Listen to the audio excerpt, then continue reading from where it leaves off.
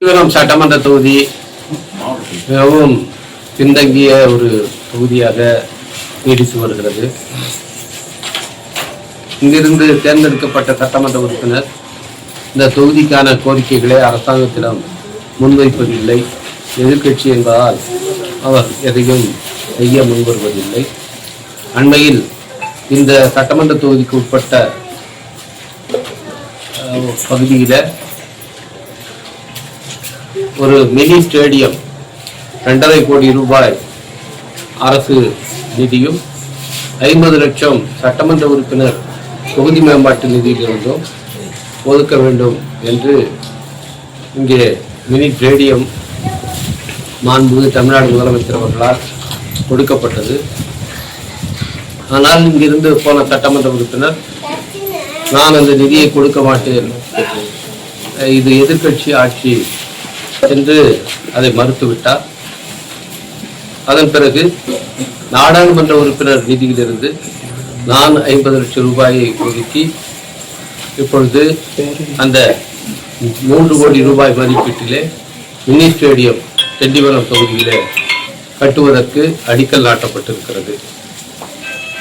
அது மட்டுமல்லாமல் நாடாளுமன்ற உறுப்பினர் தொகுதி மேம்பாட்டு நிதியிலிருந்து இந்த தொகுதிக்கு பல்வேறு பணிகளை நான் செய்து வருகின்றேன்.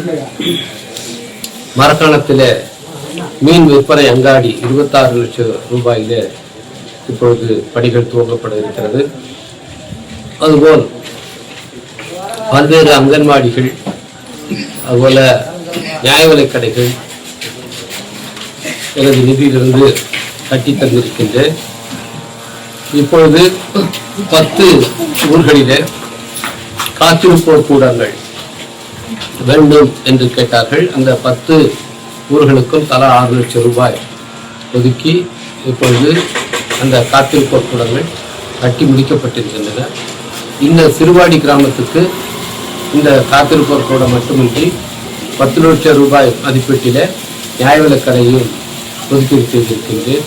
இன்றைக்கு நடுக்குப்பம் கிராமத்தில் 13 லட்சம் ரூபாய் நிதி ஒதுக்கீட்டில் ஒரு நியாய விலைக் கடையும் 6 லட்சம் ரூபாய் ஒதுக்கீட்டில் காத்திருப்போர் கூடமும் கட்டி முடிக்கப்பட்டு அது திறந்து வைக்கப்பட்டிருக்கிறது.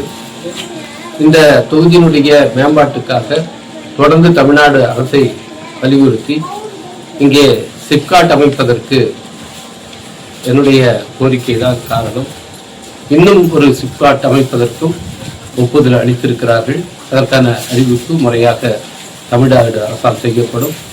அதுபோல மரக்காணத்தில் அரசு கலை அறிவியல் கல்லூரி வேண்டும் என்று வலியுறுத்தி அதற்கும் மாண்புமிகு உயர்கல்வித்துறை அமைச்சர் அவர்கள் ஒப்புதல் வழங்கி இருக்கின்றார். அதற்கான அறிவிப்பும் வர இருக்கிறது. ஏற்கனவே எனது வேண்டுகோளின் அடிப்படையில் அங்கே ஆலத்தூரில் ITI ஒன்று கட்டப்பட்டிருக்கிறது. பொழுது மரக்காணத்தில் அங்கே இருக்கிற உப்பளத்தை பயன்படுத்தி உப்பு தொழிற்சாலை ஒன்றும், அதுபோல அங்கே இருக்கிற மீனவர்களுக்காக மீன்பிடி துறைமுகம் ஒன்றும் அமைத்து தர வேண்டும் என்று தொடர்ந்து வலியுறுத்தி வருகின்றேன். தொடர்ந்து திண்டிவனம் சட்டமன்ற தொகுதியுடைய மேம்பாட்டுக்காக எனது தொகுதி மேம்பாட்டு நிதியிலிருந்தும் தமிழ்நாடு அரசினுடைய பல்வேறு திட்டங்களிலிருந்தும் பல நடவடிக்கைகள் மேற்கொள்ளப்பட்டிருக்கின்றன. இருக்கிற மக்கள் இவற்றையெல்லாம் பயன்படுத்தி இன்னும் அதிக அளவில் கல்வியிலும் பொருளாதாரத்திலும் உயர வேண்டும் என்பதுதான் உங்களுடைய விருப்பம். அந்த விருப்பம் இன்றைக்கு கொஞ்சம் கொஞ்சமாக ஈடேறிக் கொண்டிருக்கிறது. அதற்கு ஒத்துழைப்பாக இருக்கின்ற கிராம பொதுமக்கள், அதுபோல அதிகாரிகள் எல்லோருக்கும் என்னுடைய நன்றியை தெரிவித்துக் கொள்கின்றேன். மோடி தலைமையிலான பாஜக அரசாங்கம் ஓட்டு திருட்டு மூலமாகத்தான் இன்றைக்கு ஆட்சி அதிகாரத்தை கைப்பற்றுகிறது என்பதை திரு ராகுல் காந்தி அவர்கள் ஆதாரபூர்வமாக நிரூபித்திருக்கிறார். கர்நாடகாவில் ஆளுநர் என்ற தொகுதியில் எப்படி ஓட்டு திருட்டு நடத்தப்பட்டது என்பதற்கு அங்கே சிறப்பு விசாரணை குழு அமைக்கப்பட்டு அதன் அடிப்படையில் இன்றைக்கு குற்றப்பத்திரிகை தாக்கல் செய்யப்பட்டிருக்கிறது.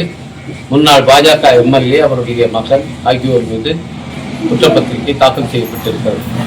அதுபோலவே ஹரியானா, மத்திய பிரதேசம், அண்மையில் தேர்தல் நடந்த பீகார், ஆகியவற்றிலும் இந்த வாக்கு திருட்டுகள் நடந்திருக்கின்றன. மகாராஷ்டிராவிலும் வாக்கு திருட்டு நடைபெற்றிருக்கிறது. அதன் மூலம்தான் மோடி தலைமையிலான இந்த அரசாங்கம், ஒன்றிய அரசாங்கம் பல்வேறு மாநிலங்களிலே பாஜக ஆட்சியை கைப்பற்றுவதற்கு உதவி செய்து வருகிறது. இது அப்பட்டமாக இன்றைக்கு தேர்தல் ஆணையத்துடைய கூட்டோடு துணையோடு நடக்கிறது என்பதுதான் வேதனை அளிக்கும் விஷயம். இதை ராகுல் காந்தி அவர்கள் ஆதாரபூர்வமாக இன்றைக்கு வெளிப்படுத்தியிருக்கிறார். தேர்தல் ஆணையம் அதற்கு எந்த மறுப்பையும் சொல்லவில்லை. தேர்தல் காலத்தில் போலியான வாக்காளர்களை சேர்ப்பது, இருக்கிற வாக்காளர்களை நீக்குவது என்று இந்த வாக்கு திருட்டை செய்கிறார்கள். இன்றைக்கு தமிழ்நாடு உட்பட 12 மாநிலங்கள், யூனியன் பிரதேசங்களிலே இந்த சிறப்பு தீவிர வாக்காளர் பட்டியல் திருத்தம் என்பது நடந்து கொண்டிருக்கிறது. இது ஒரு சட்டவிரோத நடவடிக்கை. இதற்காக விடுதலை சிறுத்தைகள் கட்சியின் சார்பிலே நாங்கள் உச்ச நீதிமன்றத்தில் வழக்கு தொடுத்திருக்கிறோம். திமுக உள்ளிட்ட கட்சிகளும் வழக்கு தொடுத்திருக்கின்றன. அந்த வழக்கு விசாரணை நடந்து கொண்டிருக்கிறது.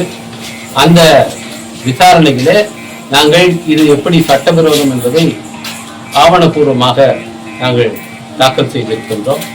இன்றைக்கு இந்த எஸ்ஐஆர் என்கிற பெயரிலே நடப்பதும் வேறு ஒன்றும் கிடையாது. வாக்காளர் பட்டியல் திருத்தம் கிடையாது.